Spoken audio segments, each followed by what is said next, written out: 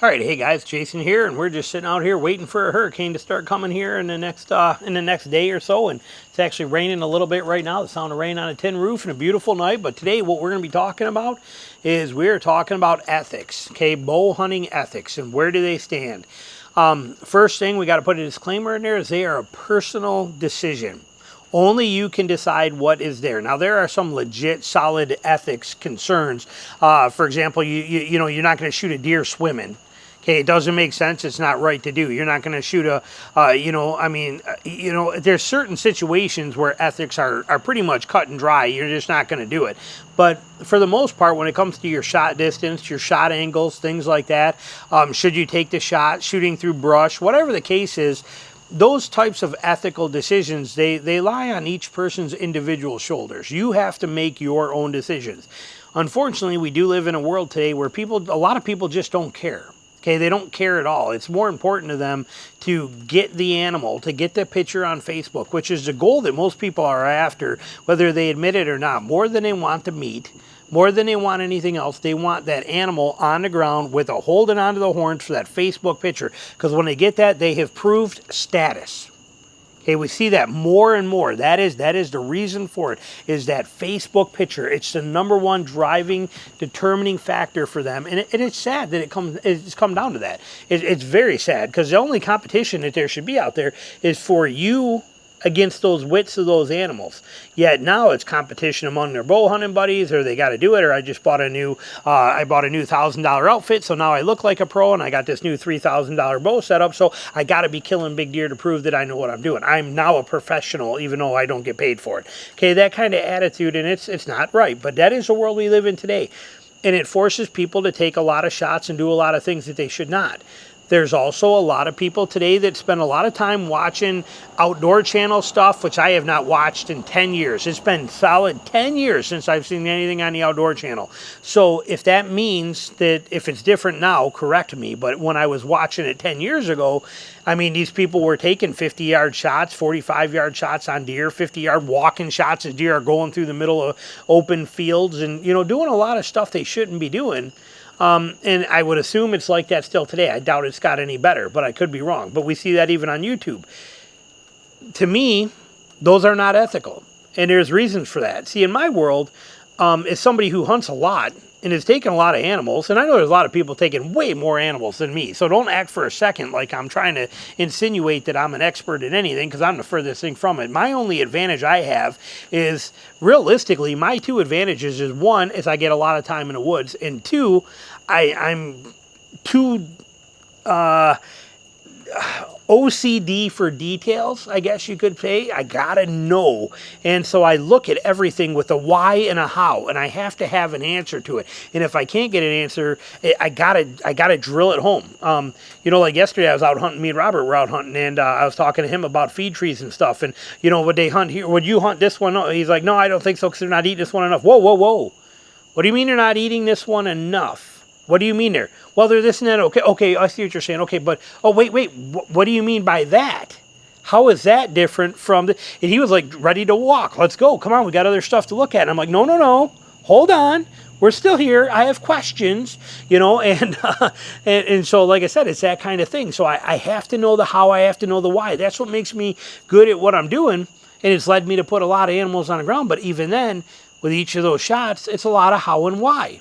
And then for the last 3 years of filming every one of my hunts right over top of my head right here with a GoPro, and seeing it come right over top of my arrow and being able to slow-mo and see every single thing that happens. You guys see it all on my Patreon channel, all those 100 shots on animals or whatever it's been in the last couple of years.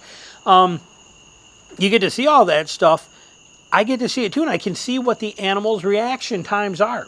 Deer and hog, and I can see how they move and what they do. And so my ethics are based on my experiences, and my ethics are based on my bad and good experiences. I saw a movie once with Woody Harrelson in it. I don't remember. It was like taking some kid through, trying to get this kid to another area through some monster-infested something, but he made a comment in there, and he said, this kid said to him, "How, you know, you're so good at this." And he said, being good at something is what we call experience, and experience only comes from surviving bad decisions. and or bad things that you've done. And that hits it right on the nail, right on the head. Okay, if I choose to shoot 20 yards and under as a max distance with my traditional bow, the reason sorry, I'm getting eat up on the ankles here, but the reason I choose to do that is because my experiences have told me that's my maximum distance, not for my shooting. Don't think for a second that I couldn't practice and get dialed in at 30 yards, put a lighter arrow on that thing and be killing things at 35 yards all day long if I wanted to, because I 100% could. I shoot a 720 grain arrow out of a 57-pound bow with a 25.5-inch draw length. So my arrows aren't going fast. They're probably doing like 120 feet a second, realistically, but they arc pretty good. But I keep my shots inside of 20 yards for other reasons, not because of those arrows, but since I'm keeping them inside of 20 yards, that weight arrow benefits me tremendously. Now, if I wanted to shoot at 30 yards, I'd drop down to a 600 grain arrow and I'd shoot 30 yards all day long and it'd be about the same arc. I'd have no issues whatsoever. I'd be just fine. However, I know better than to shoot at 30 yards. I know for my ethics standards that shooting a traditional bow beyond 20 yards isn't beneficial. Too much stuff happens and too much stuff goes wrong. And I've seen too many people that are top-notch shots at 25 that think they're perfect, that don't realize that in the time it takes that arrow to get 25 yards, natural movements happen. Not to mention a jump in the string stuff, not to mention a million different things, not to mention any of that kind of stuff. If I had a nickel for every time that I was just hunting and I went to shoot at a deer that was literally coming in and I'm full draw and ready to let go, and all of a sudden an acorn falls and hits a branch, and that, before I even release that deer, like that, or does something in there, you know, whatever the case is, I didn't even cause that yet, but had it been a split second later after I had released that arrow, that deer wouldn't have been there, or I would have wounded it, and it wouldn't even been my fault. Natural movements. Or as you're ready and you're like, okay, here we go, and just before you're ready to let go of the string, that deer turns and moves. You're like, oh, and then you can't let go. But if you would have let go, in the time it takes that arrow to get there, he would have been completely out of the way. Natural movements, things like this. So for me, my ethics are set in stone. 20 yards and under, maximum.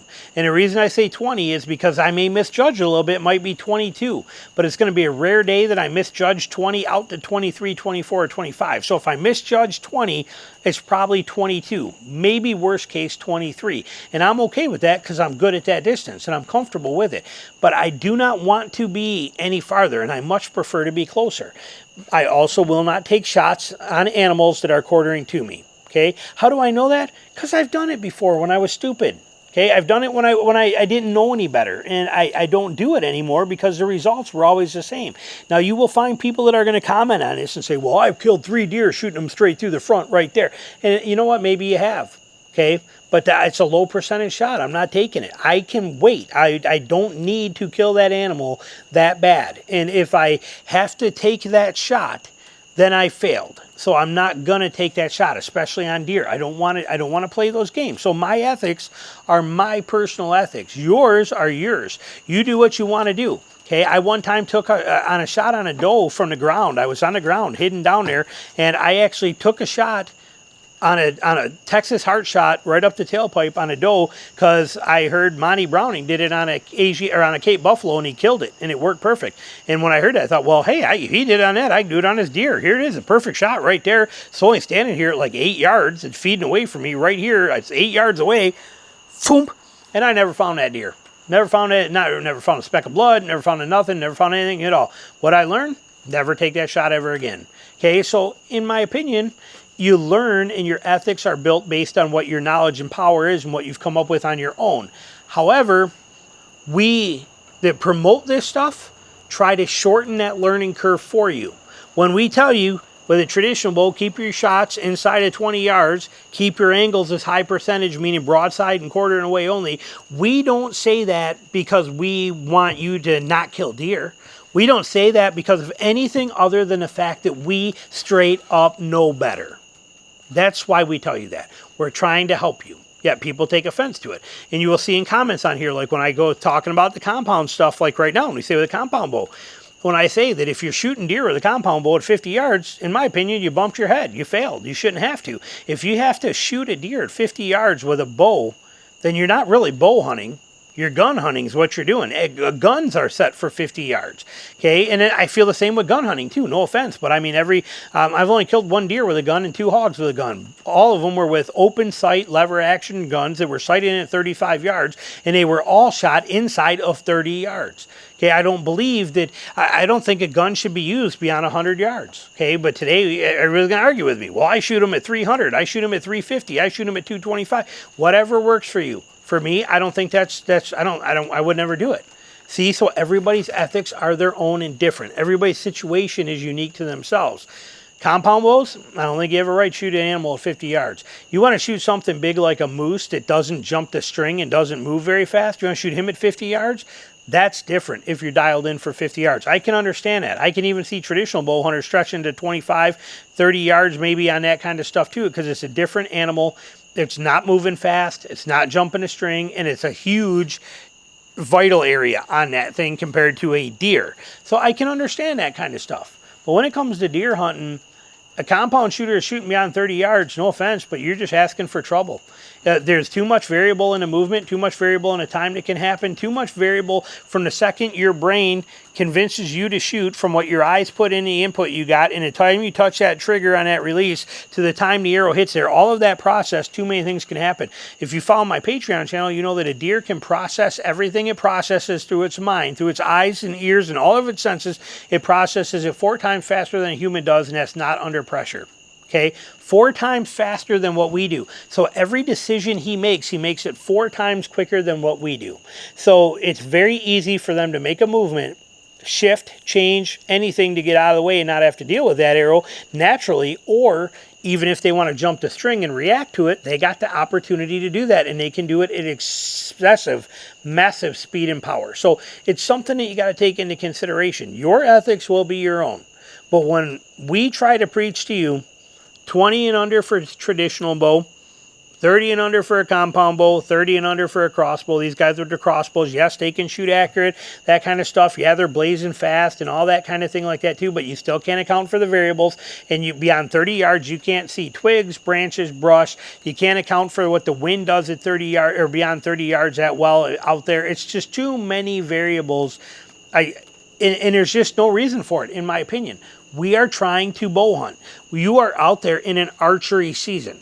Okay, you're out there in an archery season with a crossbow, a compound, or a traditional bow. If you are in that archery season, you are trying to bow hunt. If you are going to bow hunt the right way. What is bow hunting? Bow hunting is getting close to animals. Intimate with the animals, being right up there with the animals. I can't tell you how many deer I see that skirt me at 50 yards, or they'll downwind me. They'll come in downwind at like 10 or 12 yards, and they'll bust me. And they blow out and they run 50 yards. Then they stand there watching me. Then they give a tail wag and they go about their business downwind of me, and they keep looking every once in a while. They're 50 yards away. They don't care that I'm here.